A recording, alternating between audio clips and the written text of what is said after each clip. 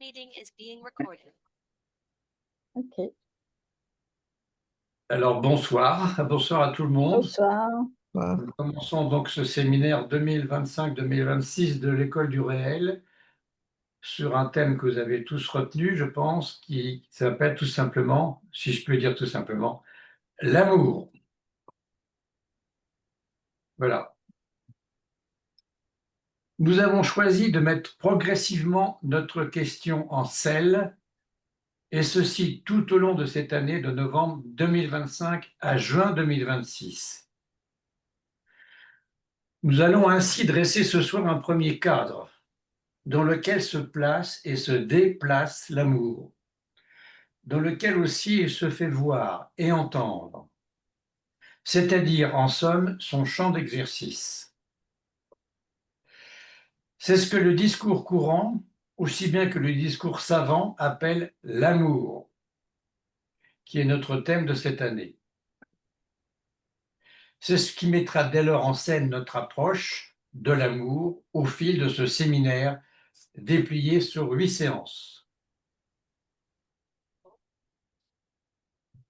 Tout individu, tout couple, tout groupe, toute société ou même toute civilisation est traversée par les avatars de ce qu'on appelle dans toutes les langues l'amour. Phénomène constamment en mouvement, en contradiction, en relance perpétuelle. Déjà, je vous l'ai cité, déjà Baudelaire écrivait « Si je commence par l'amour, c'est que l'amour est pour tous. Ils ont beau le nier, la grande chose de la vie. » Ce que je viens de vous lire est extrait des Maximes consolantes. Ça dit tout de l'amour. Quand il s'agit d'amour, il faut très vite en être consolé. Pourquoi? On va essayer de le voir, à tout le moins de l'approcher. Donc j'ai cité Baudelaire, c'est choix de Maximes consolantes sur l'amour dans les œuvres complètes chez Gallimard, Bibliothèque de la Pléiade, 75, page 546. L'approcher. On va essayer de le voir, ou tout le moins de l'approcher.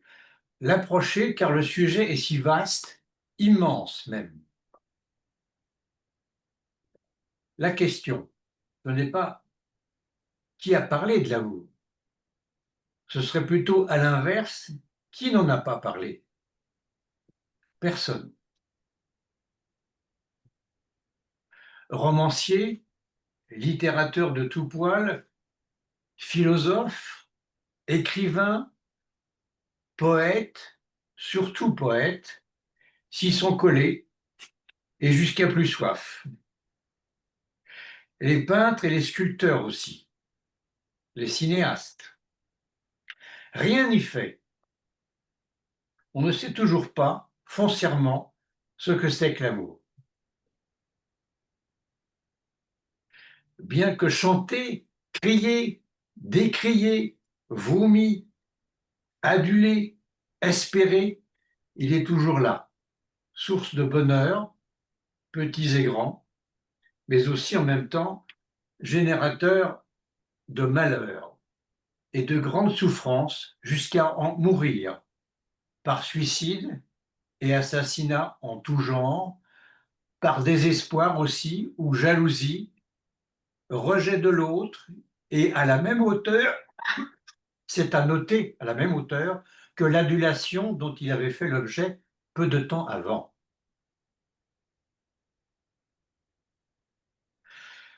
L'amour est une maladie très grave, car quand on aime, disait déjà Lacan, on est fou. C'est parfaitement exact et tous les amoureux, toutes les amoureuses peuvent en témoigner. Et ils en témoignent sur les divans. Mais c'est amour et haine, tout à la fois. Haine-amoration, dira un Jacques Lacan. Mais aussi ignorance, feinte ou non. C'est même parfois très étonnant pour le clinicien. À l'instar de Lacan qui avait intitulé l'un de ses séminaires « Ou pire », cela pourrait se dire ainsi: c'est ça ou pire. Ce monde-là d'aujourd'hui, immonde, mortifère et apathique, qui prône la jouissance et non plus l'amour ou le désir, et qui ne supporte plus le « il n'y a pas de rapport sexuel » si justement énoncé par Lacan. Il ne le supporte plus. Alors c'est ça. Baisse ton prochain est son seul et unique mot d'ordre. En somme, jouis. C'est ça ou l'amour. Encore? Oui, encore. Pourquoi l'amour? Enlevez l'amour, que reste-t-il? Ce que vous avez sous les yeux. Plus grand-chose. Existe en même temps la haine, mais aussi l'ignorance, l'amour de l'ignorance. Car ignorer est une forme de l'amour. La haine aussi. Une passion dans tous les cas. L'une des trois passions de l'être, comme s'exprime Lacan. Lacan, lui, selon Philippe Solers, n'a pas trouvé l'amour qu'il cherchait, l'amour dont il aurait eu besoin.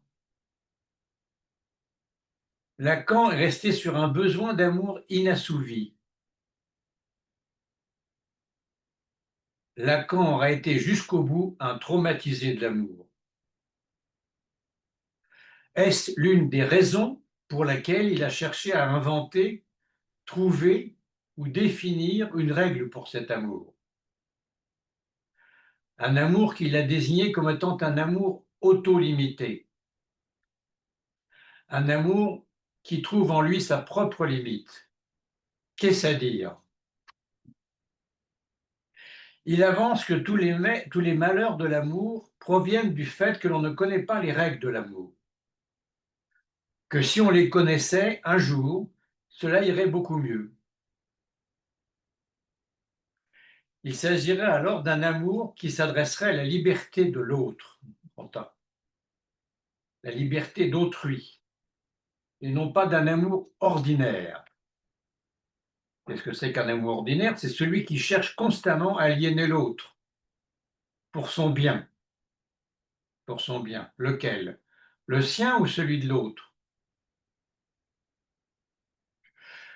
Pour Lacan, l'amour est toujours réciproque. Il n'en a pas démordu. Est-ce si vrai que cela? Ne trouve-t-on pas souvent des démentis à cette assertion lacanienne? Ne rencontre-t-on pas des sujets qui aiment, sans le moindre retour, ni même espoir de retour chez l'autre aimé, qui aiment aussi dans la parfaite indifférence de l'autre? Il y a encore des amours qui ne se rencontrent pas. L'un et l'autre aiment, certes, mais ces amours ne se rencontrent pas. On pourrait croire qu'ils se croisent, mais sans jamais se rencontrer. Leurs différences, leur mode d'aimer restent étrangers l'un à l'autre. Ils ne sont pas faits du même amour. Ils se ratent en quelque sorte. La rencontre est manquée. Mais c'est aussi, d'une certaine façon, sa forme de réussite, l'absence de fusion. Renoncer à faire un, grand U. Renoncer à faire un serait peut-être cette auto-limitation de ce nouvel amour. Pourquoi toujours cette idée fixe de faire un? La fusion. C'est cela l'imaginaire de l'amour. L'imaginaire de l'amour, c'est un amour imaginaire. C'est aussi s'abolir comme sujet, ne plus s'appartenir, appartenir à l'autre, être ainsi aliéné. C'est ça que ça veut dire aliéné. L'amour dans la psychanalyse ne se réduit ni au sentiment, ni au plaisir, ni même au lien social. Il touche à ce qu'il y a de plus intime dans le sujet, son rapport à son manque, à son désir et à l'autre, grand A. Sigmund Freud a montré que l'amour, chez l'être humain, mais y a-t-il des amours animales, est toujours pris dans le langage et dans l'inconscient. On aime rarement comme ça. On aime à la place d'un autre, déplacé, comme on a été aimé, ou en réponse à un appel muet mais impératif. L'amour se constitue souvent sur les traces des premières figures aimées, celles de l'enfance, le père, la mère, le frère, la sœur, etc. Lacan ajoute que l'amour, dans le transfert comme ailleurs, est une adresse faite à un autre, grand autre, supposé savoir. C'est le fameux sujet supposé savoir. Pas sachant, car il y a toujours un doute. Aimer, c'est donner ce qu'on n'a pas à quelqu'un qui n'en veut pas, dit-il. Cela en dit long, n'est-ce pas, sur sa structure paradoxale à l'amour. L'amour n'est pas simple. Un simple amour n'existe pas. Il est noué à la castration, au fantasme, au désir et à la jouissance. Et pourtant, c'est aussi par l'amour que le sujet peut faire l'expérience de sa vérité, par l'amour de transfert fondamentalement. Par un autre amour? Question. Ainsi, c'est si aléatoire, l'amour, si aléatoire, si compliqué, si complexe, si hasardeux, si douloureux, enthousiasmant ou décevant, que l'on trouve des gens qui ne trouvent rien de mieux que de se remparder contre lui. Des personnes qui ne veulent pas aimer. Oui, ou ils ont essayé, mais ils n'en veulent plus. Et puis ça leur tombe dessus et ça recommence.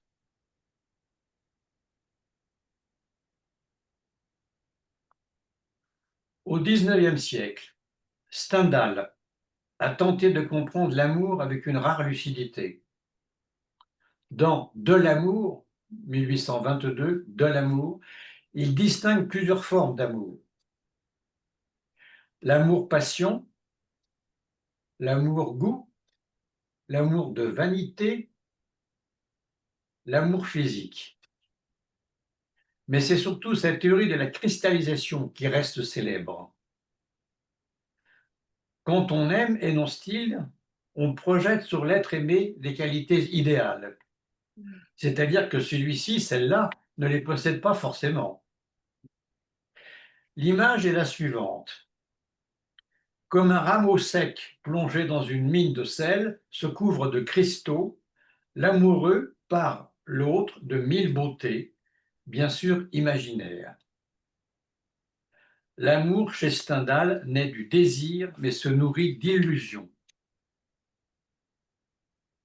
Il montre aussi que l'amour est une expérience profondément subjective, voire irrationnelle, souvent douloureuse aussi, mais toujours révélatrice de soi, de sa personne. Il faut savoir que Sigmund Freud lisait Stendhal, Jacques Lacan aussi. Tous deux savaient que l'amour est un miroir où le sujet cherche quelque chose de lui-même à travers l'autre.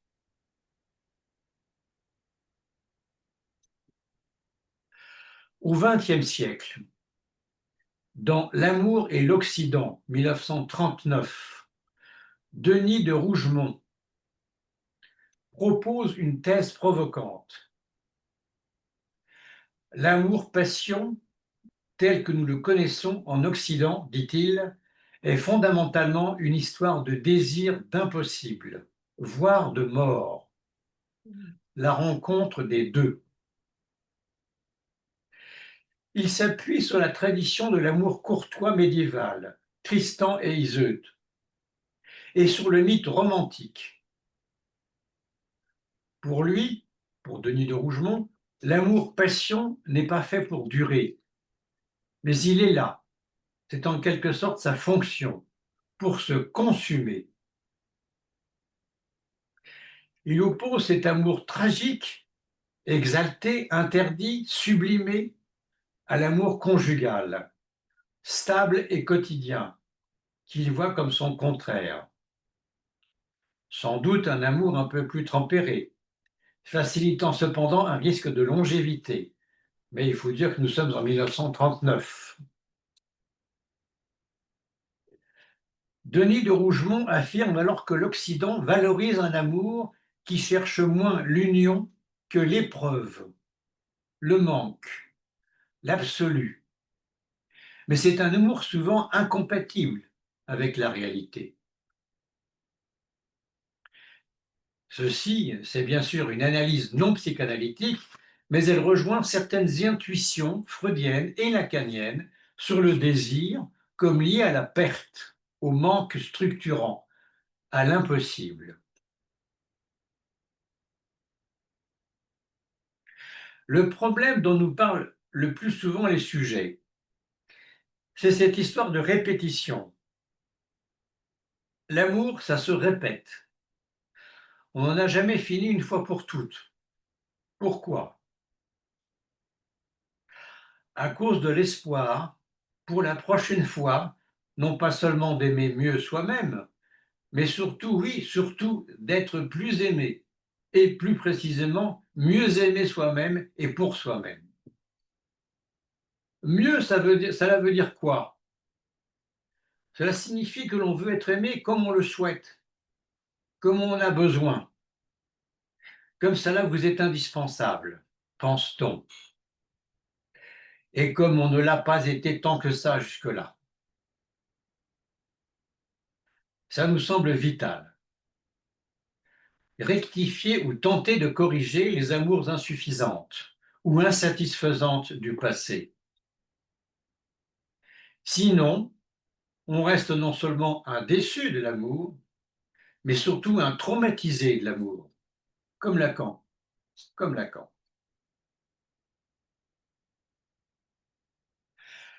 Platon, à travers Socrate, fait de l'amour, Eros, un sujet central de sa pensée, notamment dans des dialogues comme Le Banquet et Phèdre.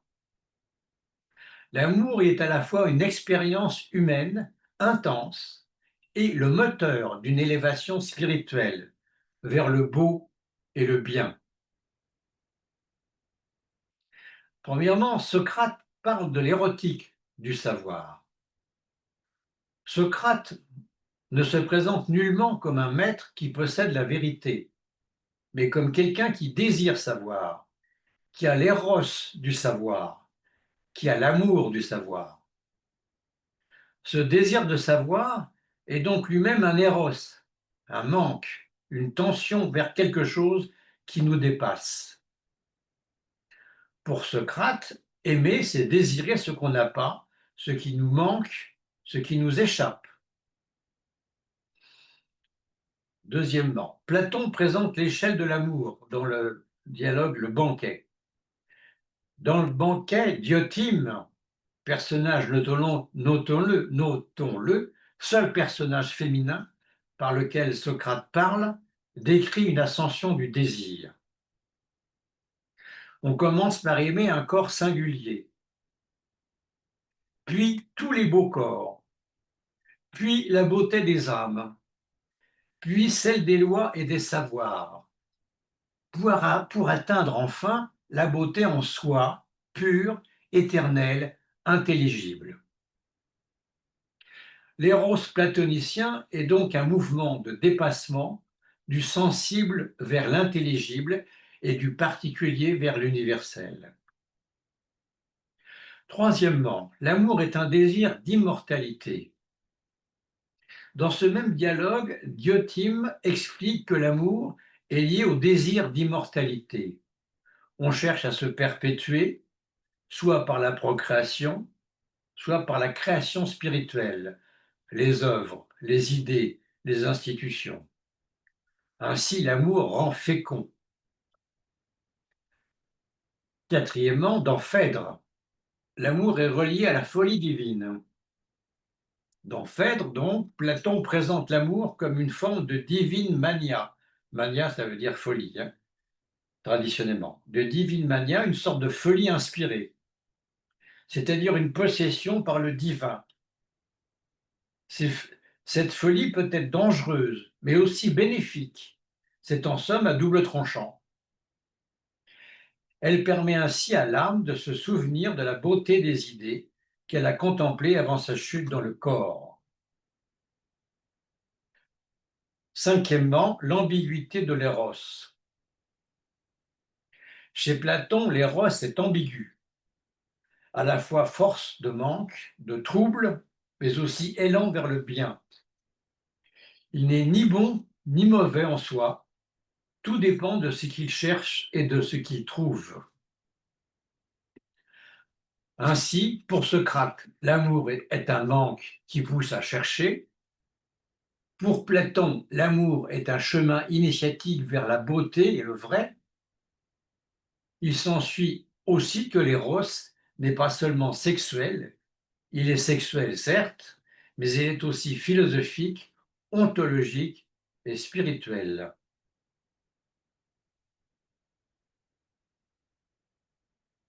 Au tournant des 19e et 20e siècles, Sigmund Freud rencontrera aussi l'amour. Cela lui arrive par des histoires de transfert.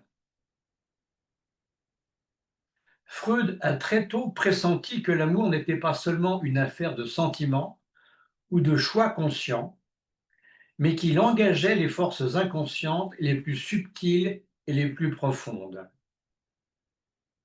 Cependant, l'amour, dans sa théorie, est indissociable de la sexualité, du fantasme, de la répétition, mais aussi donc de ce qu'il va nommer le transfert, concept, comme on le sait, central et moteur de la cure analytique. On y reviendra. Premièrement, l'amour comme destin du désir. Pour Freud, l'amour naît de la sexualité infantile refoulée. Ce que l'on aime est toujours une version masquée des objets de l'enfance précoce. Certaines personnes, surtout les figures parentales, lesquelles sont les plus investies dans l'enfance. L'objet d'amour porte les marques de cette histoire inconsciente. C'est ce que Freud appelle le choix d'objets sur le modèle incestueux. On aime en rejouant sans le savoir les traces de ce passé à coloration incestuelle. Deuxièmement, le narcissisme et l'amour. Pour introduire le narcissisme de 1914, Freud distingue deux grands types d'amour. L'amour par étayage. On aime quelqu'un qui ressemble aux figures parentales, père, mère, qui ont nourri, protégé. Et l'amour narcissique. On aime quelqu'un qui nous ressemble, qui nous renvoie à nous-mêmes, à notre idéal du moi et ce que nous avons été. Donc, deux sortes d'amour, étayage narcissique. L'amour chez Freud oscille dès lors entre don à l'autre et retour vers soi. Troisièmement, le transfert, l'amour dans la cure. Dans la cure analytique, l'amour surgit souvent comme transfert. Le patient tombe amoureux de son analyste, mais cet amour est en fait une répétition d'attachement infantile déplacé sur une nouvelle figure. Mais pas que cela, c'est aussi un amour dans le réel de l'iketnak, de l'ici et maintenant.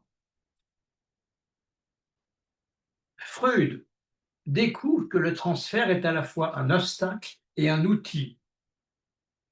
Il peut faire écran à l'analyse, la ralentir, l'engluer, l'empêcher d'avancer et d'aboutir. mais aussi permettre de rendre visibles les conflits inconscients, les faire apparaître, leur permettre d'éclater et se résoudre dans le champ de la parole et du langage, sans passer par le passage à l'acte.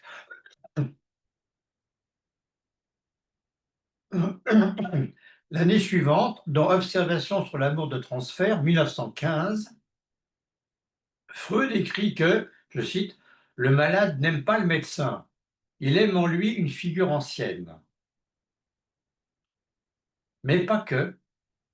L'actuel y a sa part, et l'amour de transfert est alors cerné comme un amour vrai, bien que déplacé.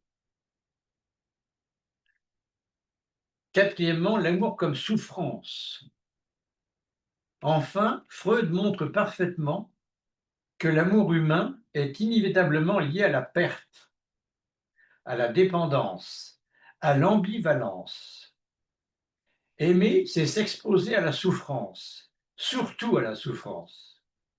Une vérité que la psychanalyse ne cherche pas à voiler, mais cherche-t-elle néanmoins à la résoudre? Point d'interrogation.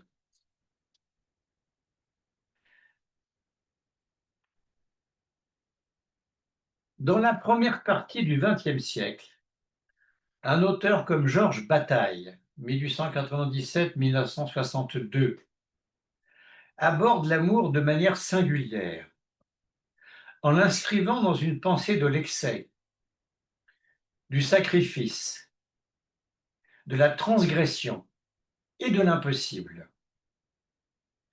Il ne s'agit pas d'un amour idéal ou romantique, mais d'un amour lié à l'expérience limite, souvent proche de l'érotisme, de la mort, du sacré.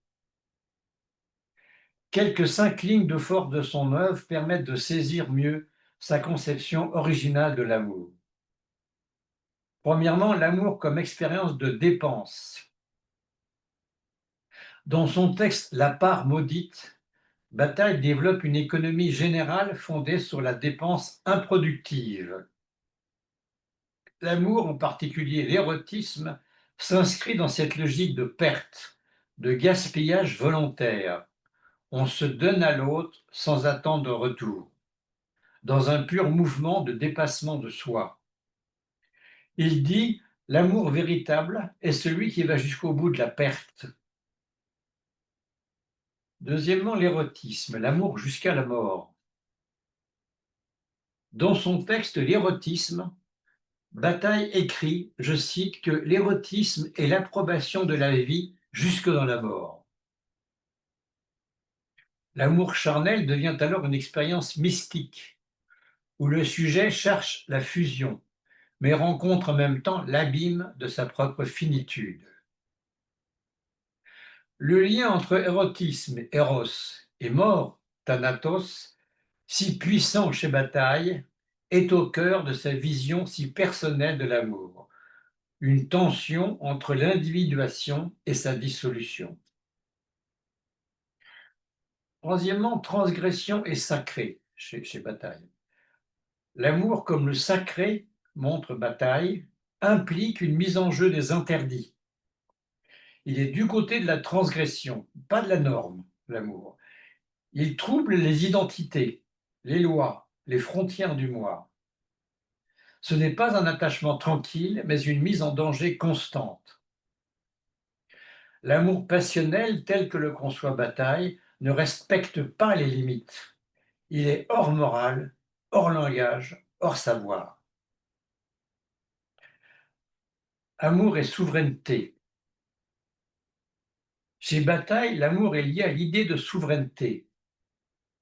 Il est un moment de liberté pure, où l'être humain cesse d'être utile, efficace, rationnel.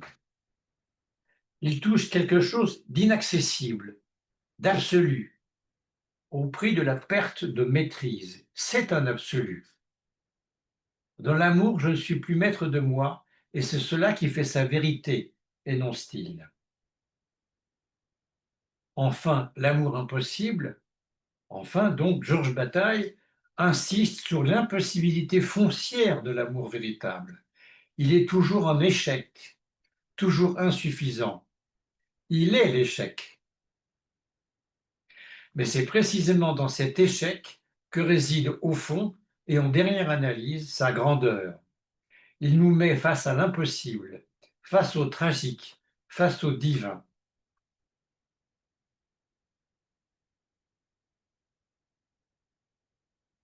Jacques Lacan, 1901-1981, à son tour, pourrait-on dire, eut affaire à l'amour, à la question, au problème de l'amour et de la psychanalyse.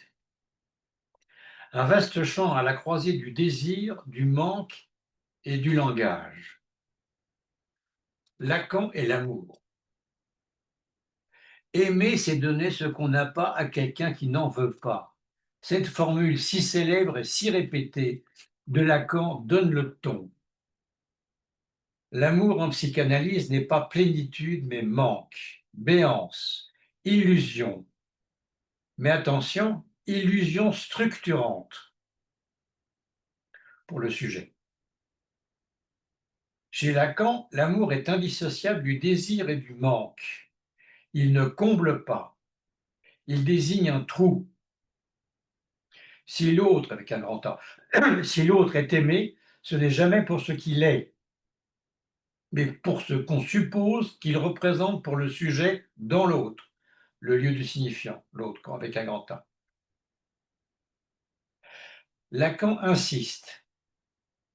L'amour, c'est une adresse, une tentative de faire advenir un sujet dans le champ de l'autre, grand A.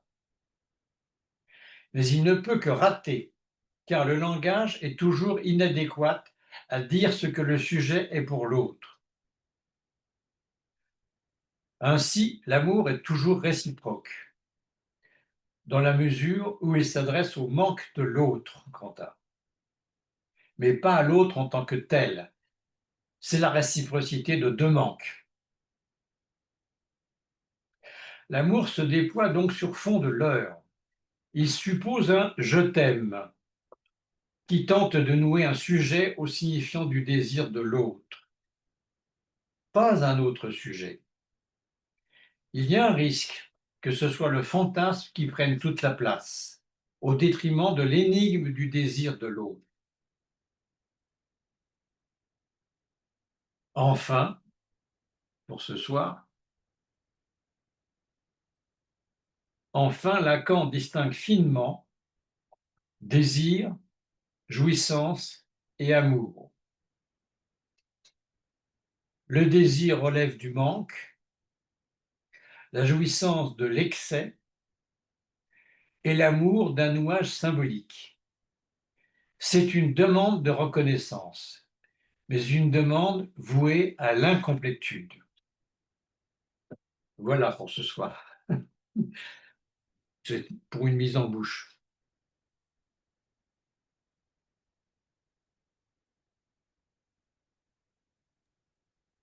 Merci.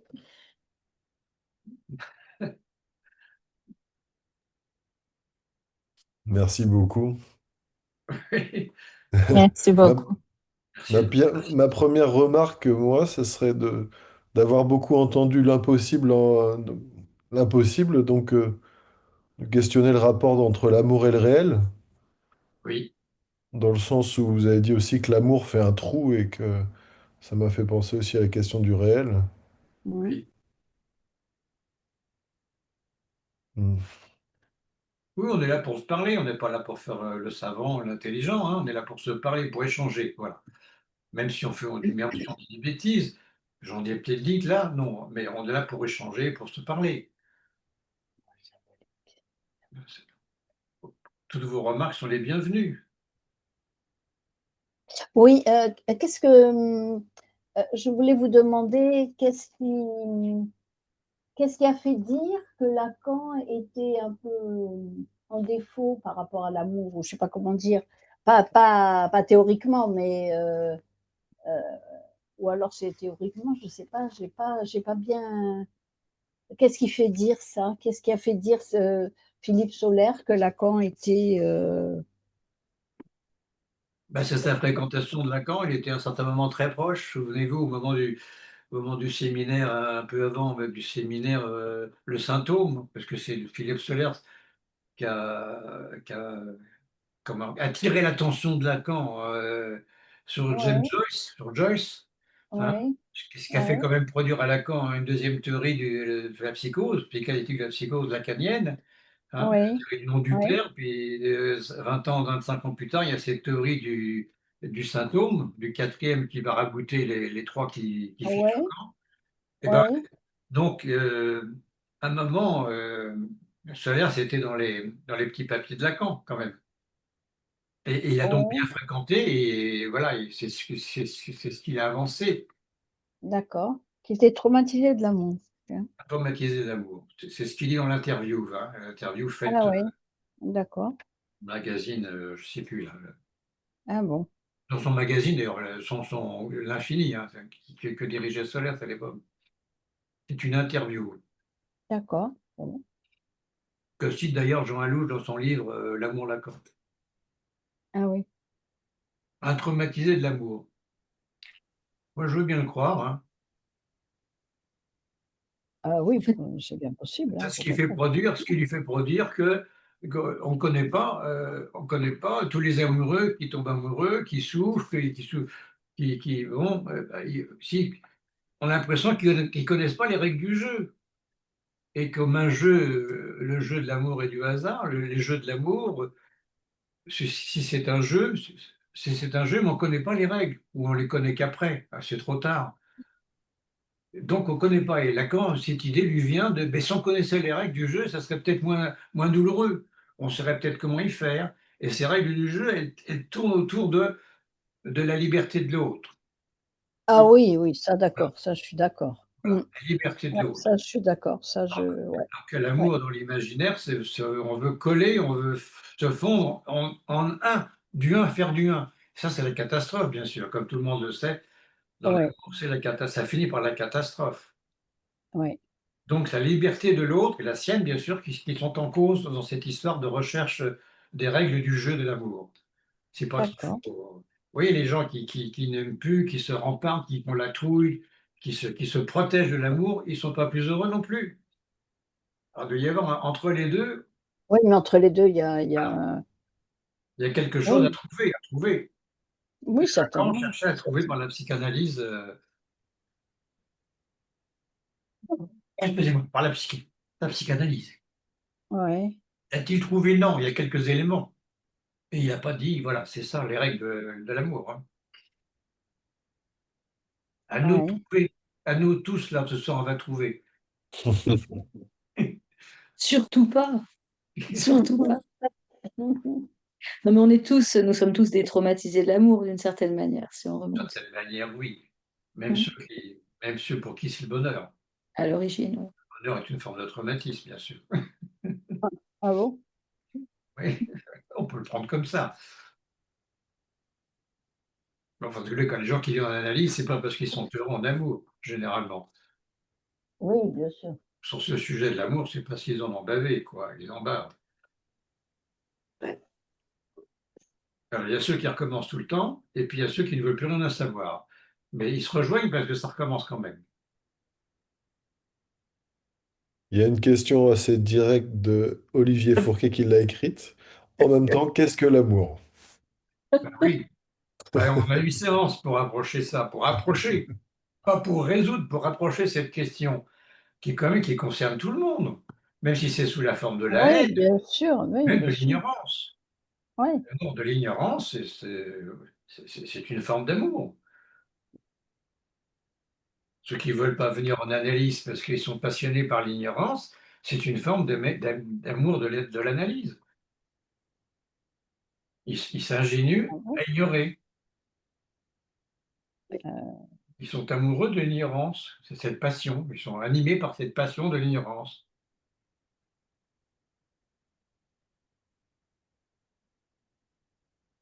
Mmh. Ben oui. Donc, sous forme de des trois passions de l'être, comme appelle Lacan, Ouais, amour, ouais, haine et ignorance, ignorance, voilà les ouais. trois formes que peut prendre l'amour, bien sûr. C'est pas toujours l'amour, l'amour. C'est peut-être une haine. Mmh.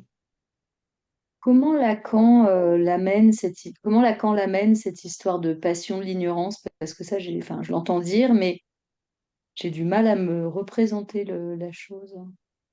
Lacan, il amène Comment il ça. peut le mettre du côté d'une passion, en fait? Mm. Les passions, traditionnellement, en philosophie, les passions, c'est l'amour et la haine, l'amour qui se retourne en haine. Mm. Mais Lacan, je crois que c'est lui qui invente quand même cette troisième dimension de l'ignorance qui lui permet d'introduire la question du savoir. Voilà. Parce qu'il veut absolument introduire la question du savoir. Oui, oui. Voilà. Et c'est l'ignorance, par l'ignorance, on introduit la question du savoir. Oui, c'est ça, c'est l'ignorance du savoir, c'est ça. Oui, Mm. oui. Oui, parce que moi je Comme l'entendais comme ça. passion, c'est ça que je comprends. Comme Je n'en veux passion. rien savoir. Pardon, je... Dans Titus, dans Bérénice, Bérénice dit à son Titus, va, va, je ne te hais point. Ça c'est un démenti. Ouais, Une façon oui. de dire l'amour, par la haine négative. Il y a mille façons, et la langue est formidable pour ça, la langue française, mais d'autres langues aussi. Elle est formidable pour arriver à dire des choses à l'envers. Va, je ne t'ai point, ça veut dire je t'aime. Des fois, il faut en passer par la haine pour dire l'amour. C'est le thème de certaines pièces de théâtre classiques. Pendant un certain temps, les deux sujets se disent la haine, et puis en fin de compte, à la fin, c'est une révélation de leur amour. Oui, oui, oui, Voilà. Et d'autres, par contre, à l'envers, qui se disent toujours aimer l'autre. On voit bien dans les couples que des fois, ça débouche sur la haine et des coups de couteau et des coups de poing. Et ça va en justice. Quand ça va en justice.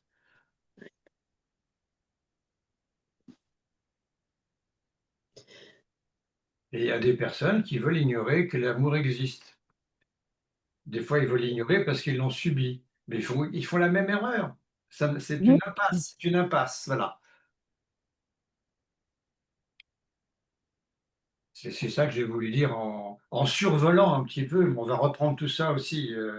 Il nous reste cette séance, on va reprendre tout ça. Et là, c'était pour poser un premier cadre audible, j'espère, par tout le monde, un peu culturel, un peu analytique, pour voir que tout ça, tout le monde parle de la même chose.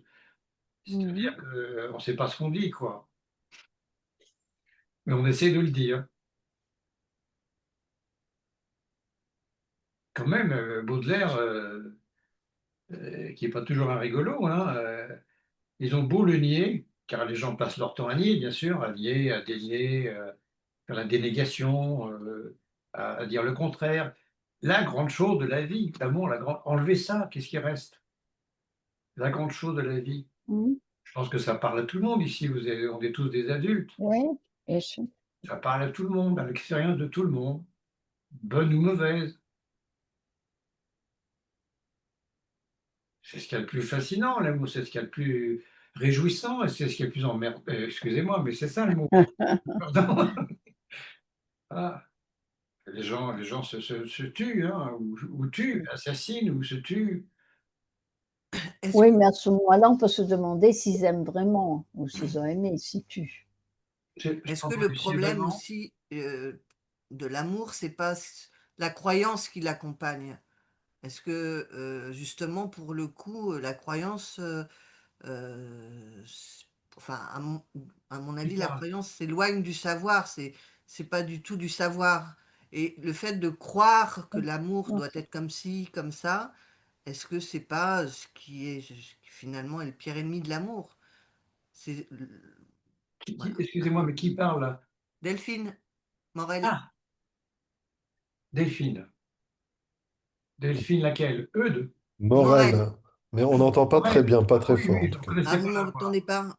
Pas, un petit peu, mais pas très fort. Oui. D'accord, oui, oui. Est-ce que vous avez compris ce que j'ai dit ou pas? Non, non, répétez. Alors, je disais que je me posais la question de savoir si la croyance qui entoure l'amour, on a, on est quand même un peu construit par des croyances Mm. autour de l'amour. L'amour doit être comme ci, l'amour doit être comme ça, croire en l'amour. Est-ce que c'est pas aussi un peu l'ennemi de l'amour en tant, en tant que ce qu'il est, quoi, puisque on fabrique quelque chose autour de l'amour, alors que c'est peut-être pas une fabrique, mais plus quelque chose qui se vit, je pense, je sais pas. Oui. Oui. Ben, la croyance, c'est un aspect imaginaire, non? La croyance. Ben, la croyance, qu'est-ce que c'est d'autre que la croyance?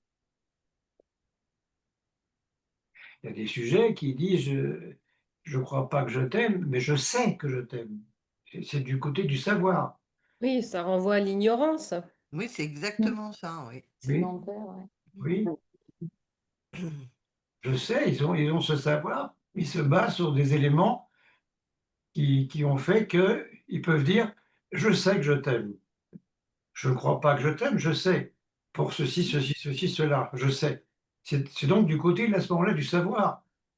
Oui. Oui, puis souvent, ils savent tellement qu'ils aiment qu'ils n'arrivent pas à l'expliquer. Oui, Oui, Mais est-ce qu'on peut l'expliquer c'est vraiment? ça. Mais d'où le rapport à l'ignorance et au savoir. Oui. Il y a un trou. Ah oui, ah oui, je suis d'accord. Il y a un écart, hein. Ouais. L'amour, c'est toujours à la base de l'amour déçu. On va rechercher dans l'écart, en fait. On est là par amour, j'aurais tendance à dire. Oui. On fait toujours tout par amour ou par amour déçu, en fait. Chaque choix, chaque... oui, c'est-à-dire pour un nouvel amour. Et- Oui, mais si on n'élargit pas simplement à l'amour dans le couple, tout ce qu'on fait finalement, c'est par amour ou par amour déçu. Enfin, je le verrais comme ça. Le mouvement qui porte vers l'autre, en fait, c'est toujours. Hmm. Mhm. L'amour. Ce mouvement, c'est bien le fruit du hasard, peut-être. Le jeu de l'amour et du hasard. Mais oui. Est-ce qu'il n'y a pas quelque chose, je me permets, de projectif également, c'est-à-dire est-ce qu'il n'y a pas quand même une dimension dans laquelle, en un autre que l'on va pouvoir être disposé à aimer, se trouve la personne vers laquelle on peut émettre un maximum de projection? Est-ce que c'est pas dans cette possibilité projective que va s'installer l'amour également, peut-être? Question. Oui. Oui. Qui veut répondre? Vous avez employé ce mot de projection. Oui. Ben, c'est-à-dire que j'enrichis le propos, entre guillemets, hein, c'est-à-dire si on élude dans l'idée la contingence de Lacan, on pourrait être amené à penser qu'on aime une personne parce qu'elle est la plus à même de recevoir nos propres projections, peut-être, inconsciemment. On l'espère en tout cas. Oui. Oui, Au début. au début. Ouais, mais ça ramène à la question, qu'est-ce qu'on aime quand on aime?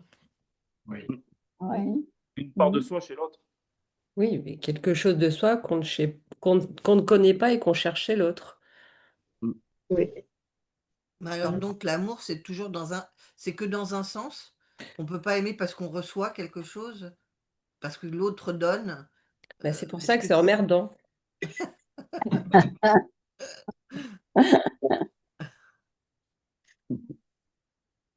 D'ailleurs, je reviens sur ce que vous disiez dans votre papier sur l'amour, c'est emmerdant, avec cette mise en parallèle sur la manière dont on aimerait. Et j'avais envie de dire que l'amour, c'est tellement emmerdant qu'aujourd'hui, finalement, bon nombre de personnes préfèrent la jouissance. Oui, bien sûr. Oui, oui, oui. C'est moins risqué. Oui. Oui. Toute la société c'est ça, hein, la Oui. jouissance. C'est-à-dire plus d'amour et plus de désir, parce que c'est deux choses emmerdantes, et l'amour et le désir. Mhm. Tout à fait. Oh, c'est emmerdant le désir? Ah bah oui. Oh bon. Mhm. Mais Ah la oui. jouissance, ça rapporte plus, quoi. Ben voilà, La jouissance, ça rapporte plus, enfin, je veux Ah oui, dire, on débourse. au système, quoi, c'est quand même. commercialisable. Oui, ça marche Donc, avec c'est le. plus vendable. Final, ça coûte. C'est Ça bankable. coûte, oui, ça coûte Ça beaucoup. Oui. coûte, mais c'est plus vendable pour au-delà. Oui, puis c'est une question. Ça On se vend mieux. débourse avec la jouissance. Oui, parce que la société produit des objets petits tas de jouissance. Il est produit à l'arigot. Il faut toujours en changer, en changer, en changer. Il faut donc que ce soit un peu nouveau. Mais ça détourne de l'amour et du désir, qui sont effectivement de thèmes emmerdants. L'amour, on vient d'en parler, mais le désir aussi, parce qu'il est toujours insatisfait. Ouais, mais est-ce qu'on peut dire que Bah, le désir justement. vise l'objet alors que l'amour vise un autre sujet, Mm. c'est l'intersubjectif? Oui, l'amour s'adresse au sujet. Même si on parle d'objet, en fait, d'objet d'amour, non, c'est d'objet de cause du désir et Ouais, de sujet dans une relation amoureuse. C'est une relation intersubjective, là. ouais. L'amour s'adresse au sujet Oui, oui, oui. parce qu'il n'y a pas de rapport sexuel. On y viendra là-dessus. Ouais. Bah, alors Qui là, est- oui, enfin, il remplace, il prend la place d'eux. Il comble le manque, c'était ce fameux trou du réel, c'est-à-dire le rapport sexuel, qui Ouais, n'existe pas, qui ne s'écrit pas, et donc qui est impossible, donc réel. En fait, l'amour, c'est comme un ouais, pont imaginaire qui vient passer au-dessus de ce trou, de cet impossible-là. Oui. ouais. Enfin, moi, c'est comme ça que je le vois. Mhm. Donc autant pas faire l'amour. Ça, c'est encore une autre histoire. Non, ça, c'est autre chose. Encore Ça peut être une raison. J'avais entendu Fabrice Lucchini dire que c'était pas mal. Ça m'avait marqué. Il a dit quoi, Fabrice Lucchini? J'ai pas entendu. Il avait dit que finalement, sans faire l'amour, ça allait bien. Oui, oui, je ne savais pas s'il était très convaincu de ce qu'il disait. Oui. Peut-être qu'il parlait pour qu'on le dissuade, qu'on le contredise. Mm. Il y a toujours quelqu'un qui se lève, qui dit mais non, c'est formidable. Mm. C'est bien, c'est qu'un sujet où personne n'est d'accord, quoi. Quand on est heureux, on dit c'est formidable. Puis quand on est malheureux, voilà, on est malheureux, on le dit, ça change tout le temps, quoi.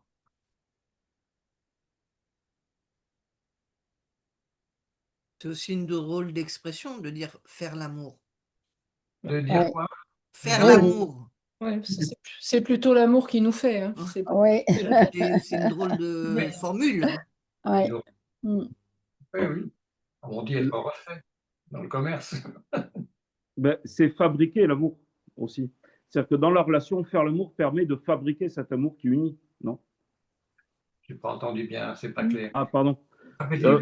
Dans faire l'amour, on peut aussi entendre fabriquer l'amour. Oui, Et c'est-à-dire que dans le Inventer. couple, le fait de faire l'amour va aider à fabriquer cet amour et ce lien qui va normalement être à peu près durable. Ouais. Ça permet la fabrication de cet amour, de le faire. Bon, ça peut aussi tout casser. C'est nul, ouais. C'est à double tranchant. Ouais. Mm.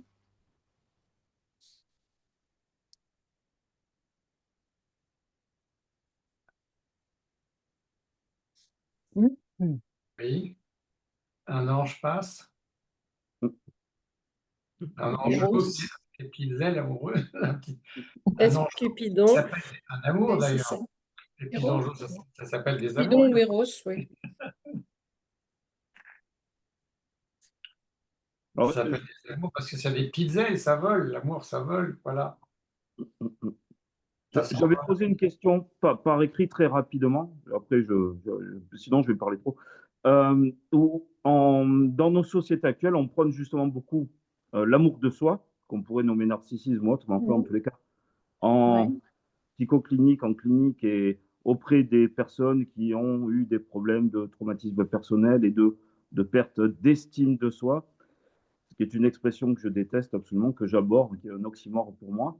À quel point, justement, le fait de prôner systématiquement l'amour de soi vient pas d'Éviter Paul pour habiller Jacques, et entre guillemets, faire l'arbre devant la forêt et d'éviter l'amour à l'autre. C'est là, qui cacherait la forêt de quoi? De? Ben, l'amour de soi serait l'arbre qui cache la forêt de l'amour possible de l'autre. Oui. Ah oui, Plus on s'aime soi, moins on est en capacité oui, d'aimer un autre, quoi. oui, Et notre société prône vraiment furieusement cet amour de soi comme un idéal, quoi. Oui. oui, oui, oui, c'est vrai. Mm. Quand les gens s'aiment un peu trop, ben, ils peuvent pas beaucoup aimer. C'est des narcissiques, quoi. Et oui, Ouais. oui, tout à fait. Du Mais côté du c'est une mal. valeur qui est poussée en avant et vers le haut actuellement, hein. Oui, Ah bah oui, oui, bien oui. sûr, oui. Mm. Moi comme un roi, comme dit Roudinesco, moi comme un roi, Mm. oui, oui. Mm. Oui, les Américains, ils disent I, me and myself. Oui, voilà. Parce que l'amour de soi, c'est toujours l'amour, enfin, c'est toujours du côté du moi, en fait. Oui, oui, Et ça annule un peu, enfin, ça annule, en tout cas, ça réduit le sujet, quoi. C'est vraiment la... oui, oui, il y a pas de sujet. Et du coup, sans sujet, il n'y a pas de, enfin, Oui, il y a pas de manque, il n'y a la pas de désir. possibilité de rencontre, quoi. On rencontre que soi, finalement, dans l'ignorance, justement, quoi. Mm. Et pourtant, c'est nommé dans le même temps l'amour propre. Oui, Oui, C'est-à-dire qu'il y aurait un amour sale. C'est pour ça, Ah, j'ai pas compris. Excusez-moi, ça passe mal. Vous avez dit, Madame Je disais, et pourtant, hein, l'amour de soi, ce serait un amour propre. Oui, Et l'amour de l'autre serait-il sale alors? oui, ça, forcément, oui, oui. bon, en fait, tout de même, du narcissisme, il faut en avoir un minimum quand même, hein. Il faut, oui, je mais pense qu'il faut avoir suffisamment quand même. alors Bon, non. pas évidemment, si on n'a aucun narcissisme, je pense que ça va pas bien. On va pas Alors, bien. si je peux me permettre, c'est mon cheval de bataille actuellement à l'écrit. J'ai lu de le narcissisme pour aller vers un moi sécure, en sachant que la nomination, et j'exclus de cette proposition le narcissisme de l'auto-érotisation infantile, hein, bien évidemment. Je l'exclus de ce champ de réflexion. Néanmoins, quand on parle d'adultes qui sont en rendez-vous psy, etc., et dont on parle de restaurer le narcissisme, je trouve que c'est une proposition qui est néfaste, hein, dans le sens où, comme quand on parle de l'expression estime de soi, il y a toujours une idée de valeur dedans. Un moi sécure, il n'y a pas une idée de valeur. Un narcissisme ou une estime de soi, s'estimer soi, pour moi, c'est un oxymore, clairement, purement et simplement, parce que on ne peut pas estimer sa propre valeur. Nous sommes inestimables et singuliers. Donc là, je parle vraiment dans la sémantique, mais je crois plutôt dans un avenir sage de la personne singulière, à l'abolition d'un narcissisme pour entrer dans un moi sécure qui n'est pas dépendant d'un autre. Oui, si vous voulez. Oui, si vous voulez. Moi, sécure. Oui. Voilà.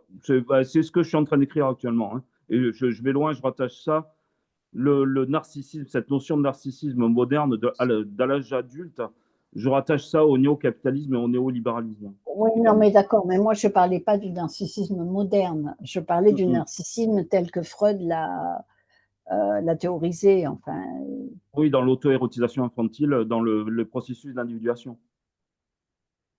oui, mais dans la sécurité intérieure suffisante pour Ouais. soutenir quelque chose. Je ne sais pas comment dire. Oui, oui, oui, oui. Bah, c'est une notion qui a été un peu remise à plat par André Green et par Alberto Heger par la suite. Dans les idées de narcissisme de vie, narcissisme de mort chez Green, et dans les idées de narcissisme moins, narcissisme plus et narcissisme zéro ou narcissisme cadre, hein, chez Alberto Heger. Et c'est la poursuite du moi sécure et la poursuite de ce narcissisme zéro chez Heger. Justement. Bon, ça, si vous voulez, je ne connais pas. Quand même, il en faut un petit peu, des fois, il faut un petit peu réinjecter le narcissisme sur certains sujets. Hmm.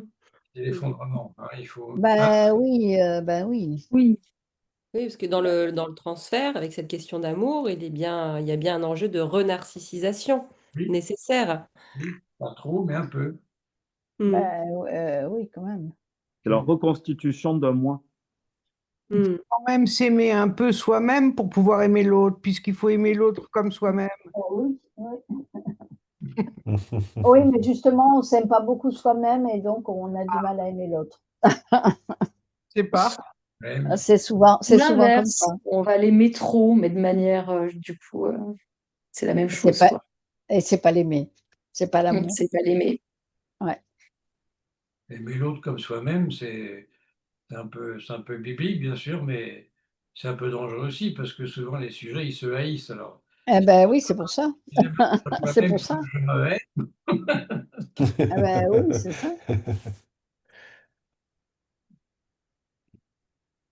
De toute façon, je pense que quoi qu'il en soit, il reste, enfin, qu'on ait fait le tour de soi le maximum avec une analyse ou autre, finalement, on tombe amoureux à l'endroit toujours où il reste la confusion, quoi.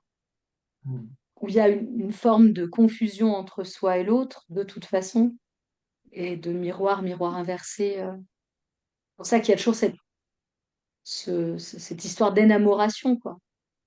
Enfin, une part possible de haine, au fond, quoi, Oui, oui, qui oui, reste. oui. Bon, on a fait le premier tour. Ah ben, je vois Bernard à 2 endroits en bas, une photo, et puis je te vois là, Bernard. Ouais. Tiens. Il y en a qui se mettent en double. Oui, peut-être ils se dédoublent. Je n'ai pas bu, hein. Non, peut-être mon- Peut-être vous. C'est un autre Bernard que la photo. Double Bernard. Non, c'est parce que je navigue entre mon téléphone et mon ordinateur sans vraiment maîtriser la chose. D'accord. Donc vous êtes Bernard Roland en jaune? Non. En jaune. Oui, je suis en jaune, là. D'accord. Oui. Oui, Oui, mais Parti. c'est vous Bernard Roland, parce que moi je vois marqué Bernard Roland en bas. En bas aussi, c'est le même, oui. C'est le même, ok. Oui. Mais l'un est fixe et l'autre, il bouge, oui. Bon, on a fait le tour un peu. Il y a d'autres commentaires ou questions, commentaires?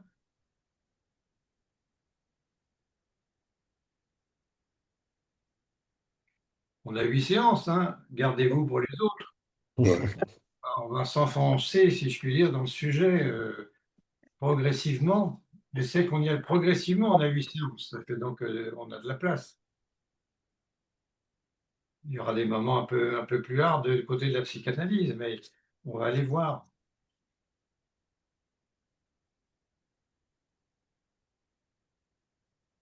Bon, Très bien. Quoi, ça donne envie de découvrir la suite. ah oui, mais c'est comme c'est enregistré, vous pouvez aller réécouter mon bafouillage, hein, n'est-ce pas, monsieur Moni, n'est-ce pas? Oui, ça sera mis sur le site très rapidement. Voilà, voilà, très bien. Voilà. Donc la prochaine séance, c'est le 4 décembre. Le Jeudi 4 4 décembre. décembre. Jeudi 4 décembre. Voilà. Jeudi 4 décembre, donc il y aura le lien à nouveau peu de temps avant. D'accord. Merci beaucoup. Merci beaucoup. Merci beaucoup. Merci beaucoup. Merci Au beaucoup. revoir. Bonne soirée. Merci. Merci. À bientôt. Au revoir. Au Merci. revoir. Au revoir. Au revoir. En bas à droite pour Au quitter. revoir. Voilà. Quitter. Toc. Quitter la réunion. La réunion.